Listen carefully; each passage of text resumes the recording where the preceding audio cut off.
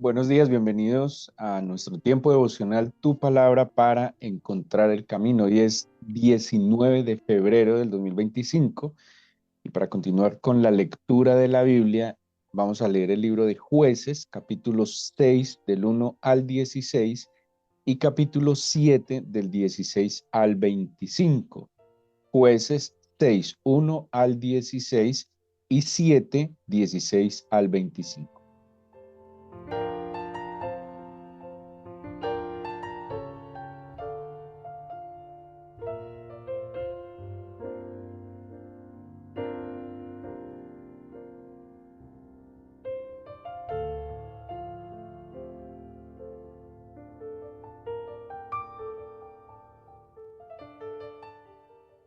El tiempo de los jueces del hebreo Softim es un tiempo, podríamos decirlo, de transición hacia la monarquía. Israel había tenido dos líderes em, en todo el sentido de la palabra de liderazgo, ¿sí? Que ejercían un liderazgo espiritual, pero también la influencia de su liderazgo iba más allá de lo espiritual. Estoy hablando de Moisés y de Josué. Moisés, quien dirigió todo el proceso de la salida de Egipto, el paso por el desierto, y, y Moisés, que se conoce como el gran legislador de Israel, quien fue el instrumento que el Señor utilizó para que su pueblo recibiera las leyes, las instrucciones, los mandamientos, y que fue quien estableció todo el sistema de culto y de adoración para el pueblo hebreo. Luego viene Josué, eh, que sabemos que estuvo siempre, en, digámoslo, al lado de Moisés, y junto con Caleb, el único sobreviviente a los que salieron de Egipto. En ellos hubo otro espíritu, como lo reconoce la Escritura. Y Josué también tuvo un liderazgo nacional, un liderazgo que los llevó a la toma, a la posesión de la tierra prometida, bueno, de gran parte de ella. Y a la muerte de Josué, eh, aún vivió Caleb en los primeros años, pero el pueblo lastimosamente entró en una decadencia. Pero ocurrió algo muy delicado, ¿sí? De eso lo hemos hablado muchas veces, y fue lo que pasó con la generación que llegó, con ese relevo generacional. El capítulo 2 del libro de Jueces, en el versículo eh, 10, dice: toda aquella generación también fue reunida con sus padres. Está hablando de Josué, de Caleb, de aquellos que salieron, más bien nacieron en el desierto. Dice que toda esta generación ya murió. Y dice el mismo versículo 10 del capítulo 2 de Jueces: y se levantó después de ellos otra generación que no conocía al Señor ni la obra que él había hecho por Israel. ¿Sí? Y este es el principio de una etapa muy difícil, no podría decir decadente. eh, sí hubo decadencia en muchos aspectos, pero fue una etapa muy difícil que duró casi 200 años, todo este tiempo de los jueces, o un poco más de 200 años más bien. Y, y el punto crítico está aquí: una generación que no conocía al Señor y que no conoció las obras que el Señor había hecho. Obviamente, el fallo y la responsabilidad cae sobre eh, la generación anterior, ¿sí? O sea, los padres, los abuelos de esta generación. Algo pasó, faltó instrucción, faltó acompañamiento, faltó determinación en ellos de continuar ese legado de bendición que ellos habían recibido. Así que esta generación eh, apartada del Señor, esta generación que se olvidaba del Señor, pues sufrió muchísimo, no se conservó una unidad nacional. De hecho, en el libro de los jueces vamos a ver en algunas ocasiones las tribus, que ya las tribus en este momento son pueblos, ¿sí? Son pequeñas provincias, algunas no tan pequeñas, y la unidad nacional se quiebra y ellos incluso van a tener conflictos los unos contra los otros. Esto no se va a solucionar hasta la monarquía en cabeza de David, porque Saúl no logró unificar a toda la nación como sí lo logró perfectamente David. Así que este libro de jueces, como les decía, es como una especie de transición. Tiene un esquema general, por ejemplo, como la mayoría de los comentaristas lo llaman, está el ciclo del pecado. Hay un ciclo del pecado evidente en el libro de jueces. Casi que este ciclo de pecado antecede la aparición de un nuevo juez. ¿Cómo era este ciclo de pecado? Pues el pueblo le daba la espalda al Señor y pecaba. Como consecuencia del pecado venía un pueblo enemigo, ¿sí? Que se levantaba en contra del pueblo de Israel, que los esclavizaba, que les generaba sufrimiento. Cuando el pueblo experimentaba este enemigo, clamaba al Señor, pedía perdón, pedía su ayuda. El Señor luego los perdonaba, los liberaba enviándoles un juez. ¿Sí? Entonces, digamos que estas cuatro partes se vuelven cíclicas. El pueblo peca, viene un enemigo que los oprime. Ante la opresión, el pueblo clama, pide perdón. El Señor en su misericordia los perdona, levanta un juez que van a encabezar esta liberación. El pueblo experimenta la bendición y de nuevo pasa el tiempo y se vuelven a olvidar, vuelven al pecado, vuelve el enemigo, vuelven a clamar, vuelve el Señor a perdonar. ¿Sí? Aquí vamos a ver también otra idea que mantiene la Biblia y es acerca de ese remanente fiel. A pesar de que se levanta una generación que, que no conoció al Señor, que no conoció sus obras, va a haber en el pueblo un pequeño grupo o algunas personas que por la gracia del Señor conservan en su corazón fidelidad. Y estos, entre algunos, van a ser llamados como jueces, pero también van a acompañar estas causas de liberación. Y tenemos hoy en la lectura, en el capítulo 6 un personaje muy particular llamado Gedeón, así era su nombre. Gedeón quiere decir algo así como cortante o una mano que corta, algo así. Y es el quinto juez que se levanta, él es de la tribu de Manasés. Acordémonos que lo anteceden Otoniel, por ejemplo, que fue el primer juez, que es el sobrino de Caleb. Estuvo una mujer muy importante en la Biblia, Débora. Débora fue juez. La Biblia dice además además de juez, era profetisa. Bueno, estos jueces que lo hemos explicado en otra oportunidad, no podemos verlos como lo que para nosotros hoy es un juez, ¿sí? Hoy un juez funge en un papel judicial, ¿sí? De respecto a la infracción contra las leyes.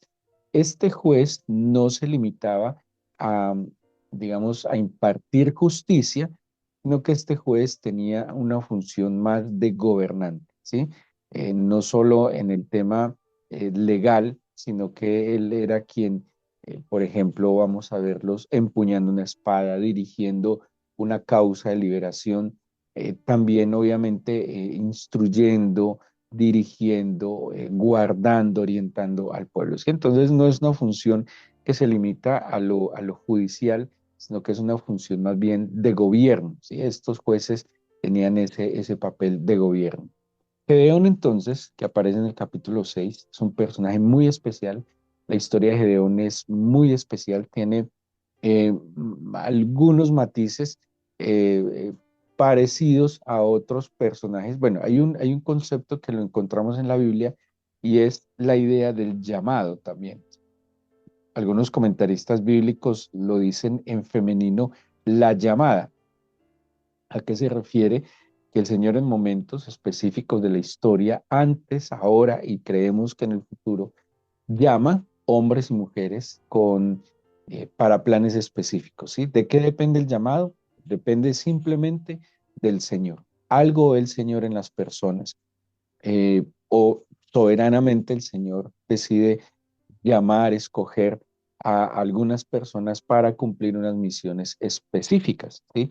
No todos atienden el llamado, eso también lo habla la Biblia, no todos escuchan, no logran escuchar el llamado, otros que lo escuchan simplemente no atienden el llamado. Es un concepto que se va a agudizar en el Nuevo Testamento. De hecho, la manera como el Señor reclutó a sus discípulos era a través de esa llamada y a través de esa invitación a que lo siguieran. Entonces, vemos también desde el Antiguo Testamento cómo el Señor ha llamado hombres y mujeres, lo vemos en el mismo Abraham, el Señor le habla en medio de un momento y de un lugar lleno de ídolos, y el Señor le habla a Abraham, es un llamado que se le confirma a Isaac, a Jacob.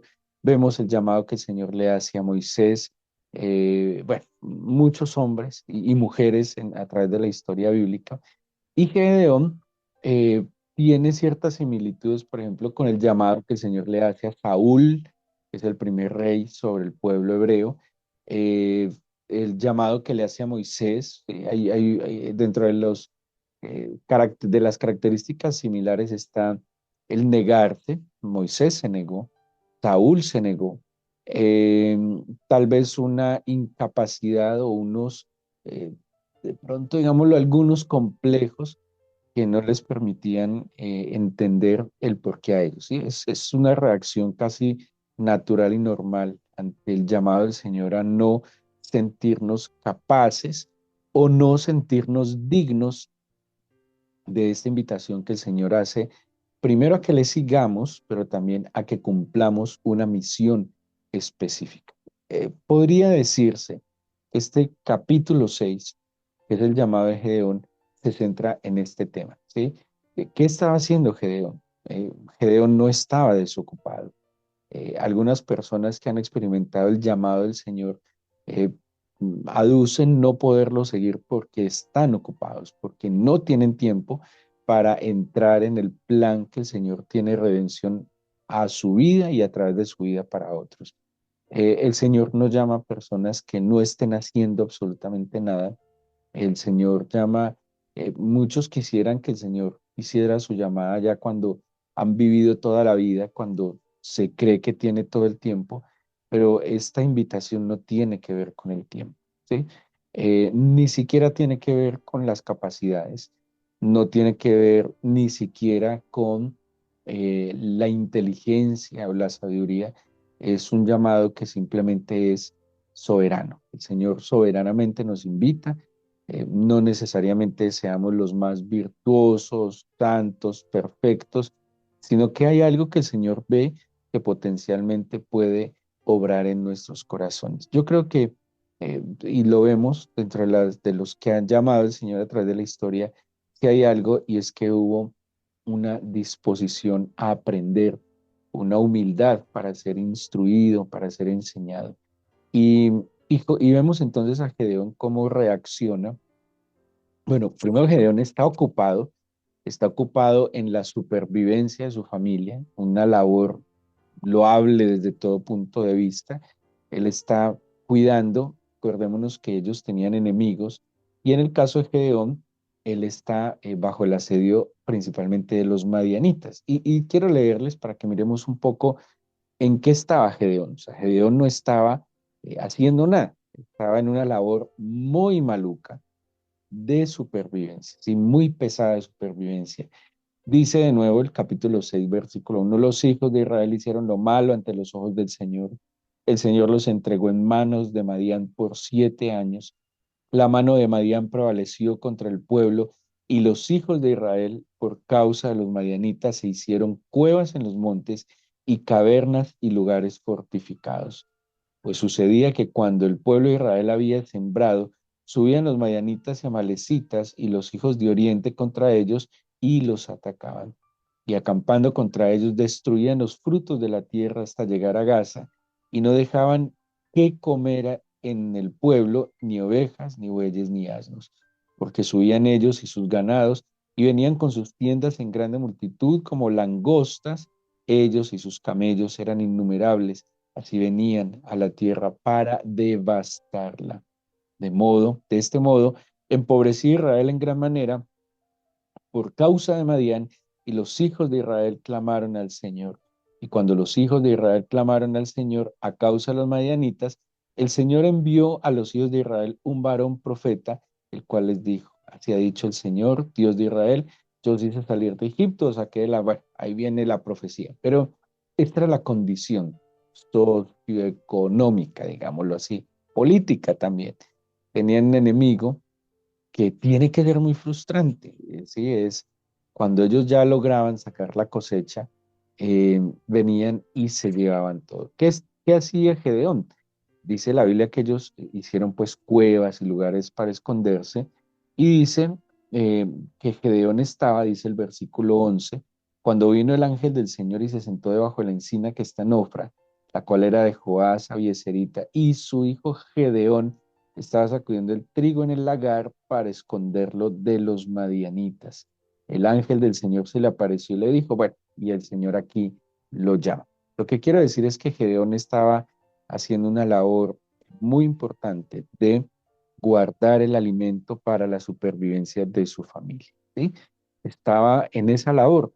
Eh, a ver, ¿qué vemos en esto? Creatividad, eh, en medio de la adversidad hay que buscar las formas, mejores formas de guardar lo que tenemos y de salir adelante. Eh, todos tenemos desafíos, necesidades, dificultades. Y bueno, el Señor sabe dar también las formas como hay que protegernos en un momento dado, cómo salir adelante, qué podemos hacer para salir adelante. Y para ellos en este momento era cuevas, esconda y guarde todo lo que más pueda de los enemigos, ¿sí?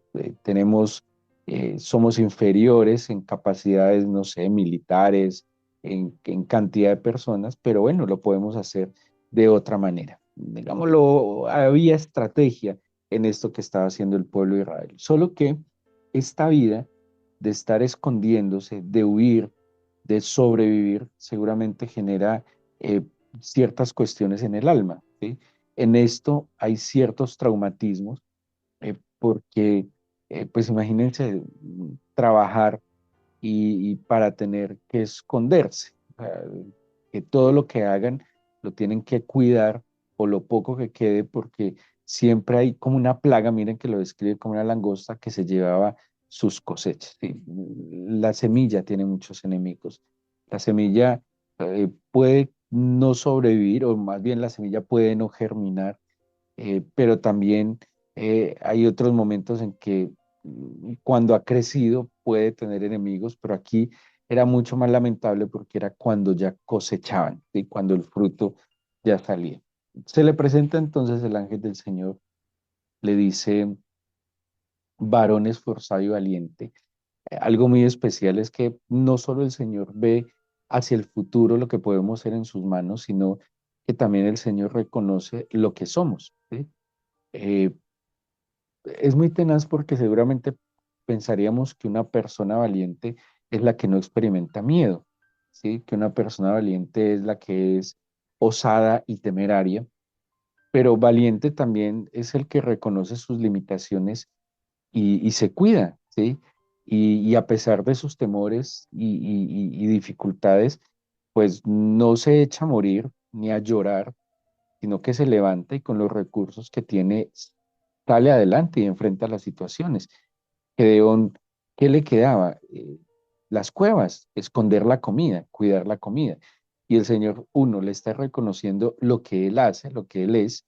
Él lo ve como acto de valentía, porque de nuevo, podría echarse a llorar, ¿sí? Decir, somos una desgracia, eh, pobrecitos, no tenemos futuro, pues ya que vengan y nos esclavicen. No, ellos trataban de preservar la vida. Dios le dice, esforzado y valiente sin duda alguna. Estas son palabras mayores porque el Señor le dijo a Josué y le reconocían a Josué precisamente el esfuerzo y la valentía, ¿sí? Esfuérzate y sé valiente, le decía el Señor a Josué, y fue lo que caracterizó a Josué. No quiere decir que estos hombres no experimentaran miedos o frustraciones, pero a pesar de eso, se mantenían en su lugar, ¿sí? No se descuadernaban en su lugar. Este ángel le dice entonces, o el Señor le dice a través del ángel, esforzado y valiente. Gedeón que le dijo, Señor mío, si el Señor está con nosotros, ¿por qué nos ha sobrevenido todo esto? ¿Dónde están todas sus maravillas que nuestros padres nos han contado diciendo, no nos sacó el Señor de Egipto y ahora el Señor nos ha desamparado y nos ha entregado en medio de los madianitas? ¿Se acuerdan que vimos que se levantó una generación que no conocía al Señor? Una generación que no conocía los hechos del Señor. Bueno, particularmente Gedeón sí él sabía de ellos, ¿sí? Sí se acordaba de ellos. Y Gedeón tenía una referencia del Señor. Y Gedeón se lamenta que no estuvieran experimentando la bendición del Señor. Tal vez no le daba la conciencia para entender que era la consecuencia del pecado, pero Gedeón sí está reconociendo que el Señor estaba con ellos, ¿sí? Que el Señor ya había obrado en el pasado. Bueno, dice el 14 que el Señor le mira, le dice, ve con esta tu fuerza, salvarás a Israel de la mano de los madianitas, yo te envío. Entonces le contestó Gedeón, Señor mío, ¿con qué salvaré yo a Israel? He aquí que mi familia es pobre en Manasés y yo el menor en la casa de mi padre. El Señor le dijo, yo estaré contigo y derrotarás a los madianitas como a un solo hombre. Y, y ahí está lo más importante. Lo más importante para nosotros como personas de fe es que el Señor esté con nosotros. Eh, Gedeón humanamente reconoce, a ver, el Señor le reconoce características humanas, ¿sí? Eres esforzado, eres valiente, cuidas a tu familia, anhelas que tu familia salga adelante, estás luchando por en este caso de ellos, por la supervivencia de tu familia. Y el Señor reconoce eso, ¿sí? Pero también el Señor sabe que hay limitantes, temores, inseguridades, limitantes reales, y a veces, no sé, la edad, la fuerza, que en verdad no hay recursos, y el Señor le dice, está bien, ve con lo que tienes, o sea, primero entiende que con lo que tienes, si yo te lo estoy diciendo, con lo que tienes vas a salir adelante, pero sobre todo porque yo estoy contigo, sobre todo porque mi presencia te va a acompañar. Cuando Moisés estaba en un momento muy crítico con el Señor, eh, el Señor le dijo, eh, yo voy contigo. O sea, la petición de Moisés fue, no, yo no me muevo si tú no vas conmigo. ¿Y qué le dijo el Señor? Sí, yo voy contigo.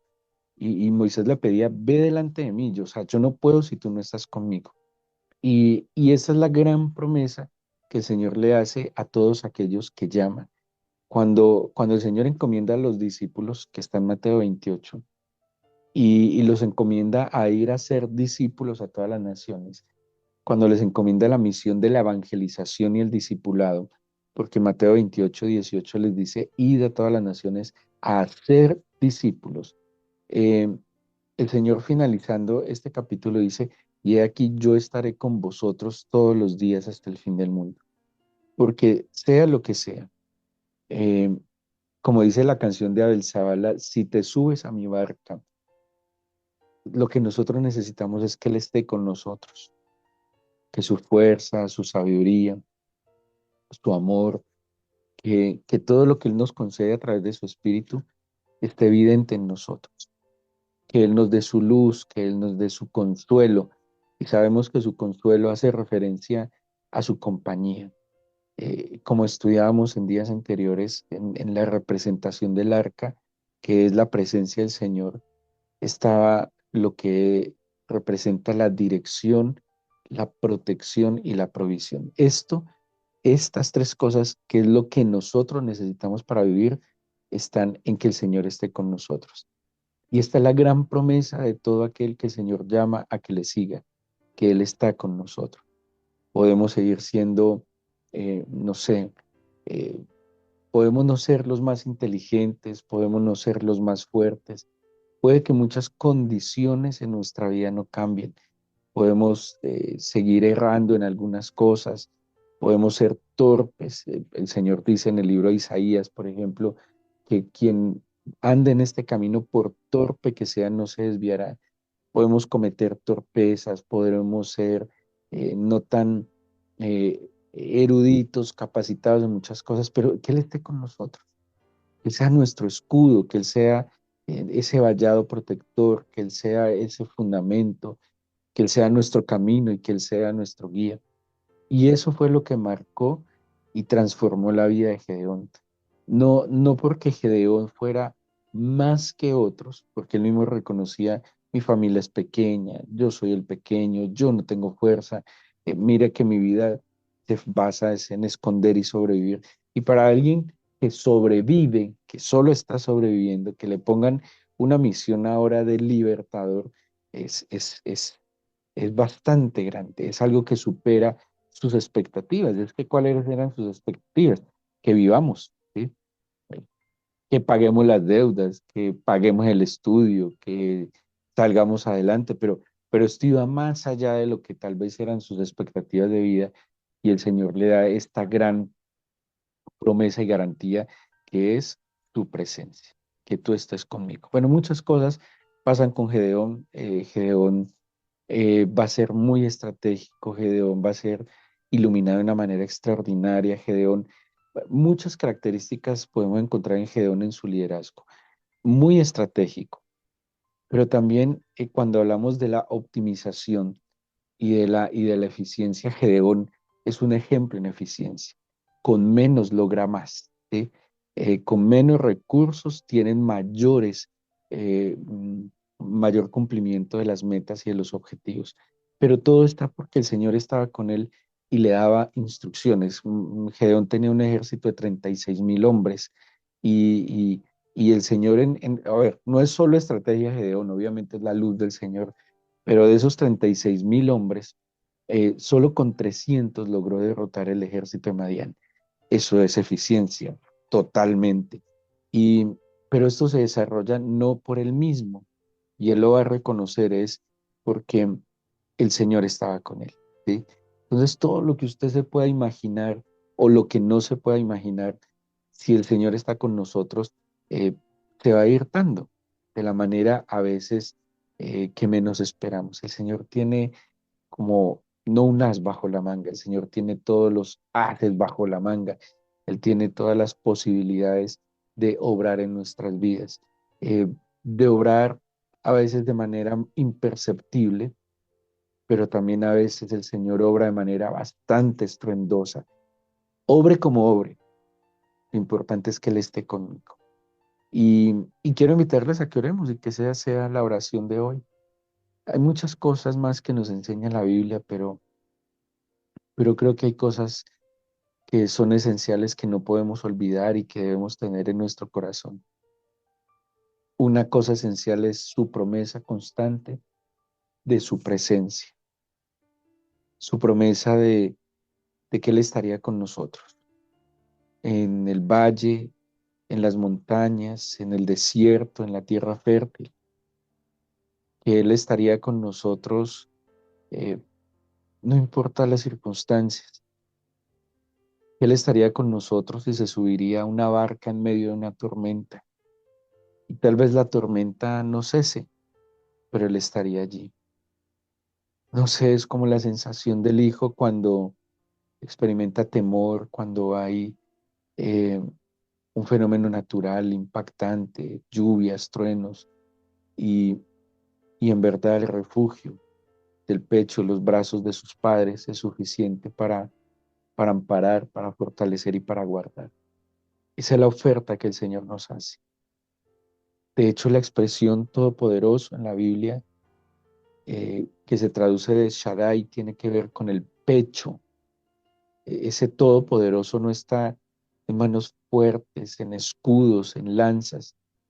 Ese todopoderoso hace referencia a la expresión de estar en el pecho del Señor.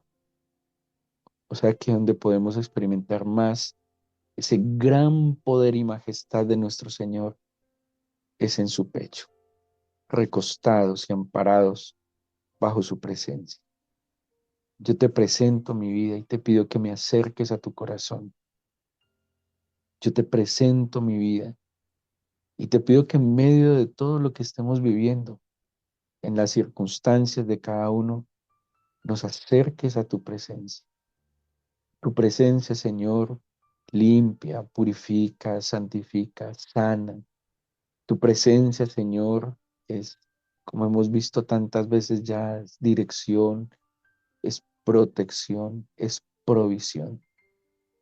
Tu presencia, tus brazos que me rodean son, Señor, consuelo, fortaleza, sanidad, alivio y liberación. Puede que fuera de este entorno, Señor, en que tú me rodeas, las circunstancias pueden ser iguales, pues lo menciona el Salmo 91, pueden caer 1000 a mi derecha, pueden caer 10.000 a mi izquierda, pero tú me rodeas y de alguna manera, Señor, tú me blindas para que esté, Señor, en el centro de tu voluntad y de tu propósito. Esa es mi petición en esta mañana, que tu presencia esté conmigo, que tu presencia, Señor, sea evidente en mí, que tu presencia me ayude a corregir lo deficiente en mi vida, apartarme del pecado, Señor, de todo aquello que te desagrada y que me hace daño y que le hace daño a mi prójimo. Que tu presencia, Señor, me oriente y que tu presencia, Señor, eh, me bendiga. Me bendiga, Señor, con todo lo que tú consideres que necesito recibir. Te pido, Padre, que te inclines hacia mí para favorecerme y que me ayudes a inclinar mi corazón para adorarte. Danos tu bendición, una palabra tuya, una sola palabra tuya que penetra en nuestras entrañas. Es suficiente para sanar, es suficiente para liberar, es suficiente para restaurar. Una palabra, Señor, una sola, con una sola palabra creaste la luz, una sola, Señor. Y con una sola palabra restauraste, sanaste y liberaste. Y una sola palabra que penetre mis entrañas es la que necesito hoy para que aquello, Señor, que debe ocurrir para tu gloria, se dé. Yo te pido que me cubras entonces con tu presencia, me acompañes, dígale así, pero que también que tu presencia esté en aquellos que amamos y que hoy donde quiera que estemos seamos olor fragante de ti, Señor. Te lo pido, te agradezco, Señor, que escuches nuestras oraciones en el nombre de Jesús. Amén.